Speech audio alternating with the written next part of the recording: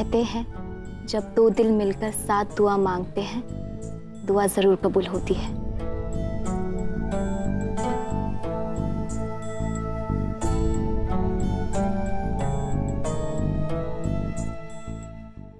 रुखसार, तुम कब आई? आना तो कई दिन पहले था। तुम्हारी भाभी और हमारी बच्चों ने हमें तुम्हारे आने की खबर दे दी थी, लेकिन हम भी थोड़ा मशरूफ थे। अच्छी बात है। एक बात पूछे कबीर?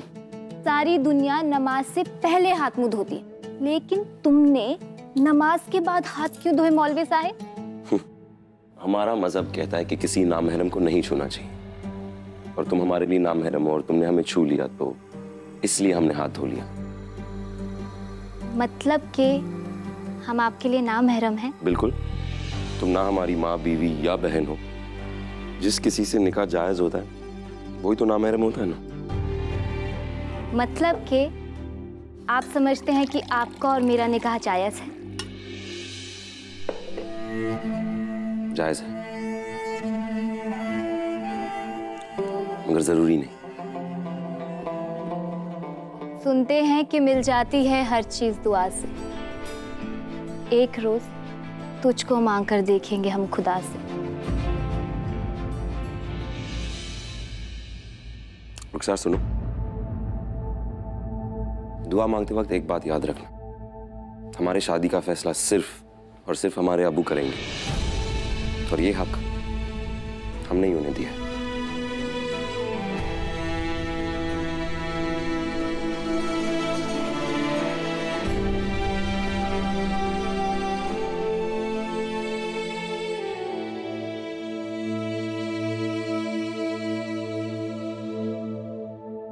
अरे मेरी भिन्नू, तू अपना दिल छोटा मत कर। शुरू शुरू में हर लड़का इसी तरह कहता है।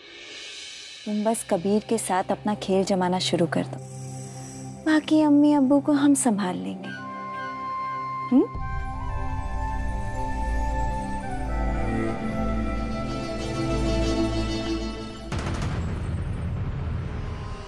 हॉस्टल से वापसी के वक्त आपने ट्रेन में 3 तलाक के ऊपर कोई बहस की थी। आपके उस कारनामे का वीडियो पूरा शरिया बोर्ड देख चुका है। ट्रेन में हमने जो कुछ भी कहा वही हम सोचते हैं, जानते हैं और मानते भी हैं। तो आपके ख्याल में पिछले 1400 सालों से जितनी बार भी 3 तलाकें हुई सब गलत थी?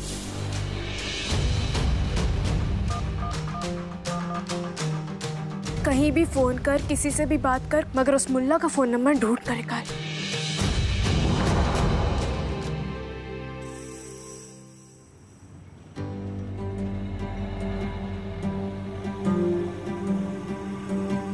अबू, आपने हमें बुलाया था।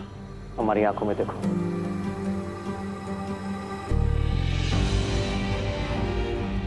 आज शरिया बोर्ड की मीटिंग में तुमने काजी साहब की बेटी को मीडिया वालों से क्यों बचाया?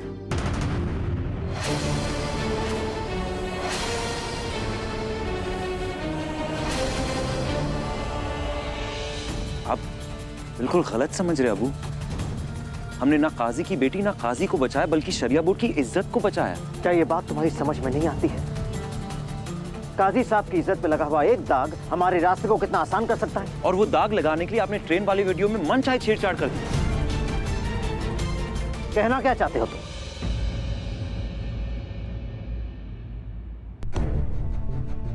अबू, हम ये कहना चाहते हैं आपसे कि किसी की इज्जत के साथ खेलकर हम कामयाब नहीं हो सकते। अब देखो बेटा, ये सब हम खुद के लिए नहीं कर रहे, कौम के लिए कर रहे हैं। और कौम की भलाई इसी में है कि काजी इरफान जैसा कमजोर इंसान जल्द से जल्द अपनी कुर्सी से हटा दिया जाए और तुम जैसा कोई उस कुर्सी पर बैठे। मगर अबू, गलत रास्ते पे चलकर हम सही मंजिल पे कैसे आ सकते हैं? हमारा इस्लाम हमें झूठ और फरेब से दूर रखता है, वो ये सब हमें नहीं सिखाता है। और आप जिस रास्ते पे हमें चलाना चाहते हैं, जो सिखाना चाहते हैं, हम उस पे नहीं चल सकते अबू। देखो, ये सही गलत अच्छा बुरा ये सब किताबी बातें होती। क्या कुछ वक्त के लिए तुम ये सारी चीजें हम पर नहीं छोड़ सकते? आपके हर जायज हुक्म पे हम अपनी जान दे सकते हैं अबू, मगर आपको ये लगता है कि मजहब और कुरान के खिलाफ आपका साथ हम किसी भी बात पर देंगे तो माफ करिएगा अबू जी। आपने अपना ख्वाब पूरा करने के लिए गलत इंसान को चुना है।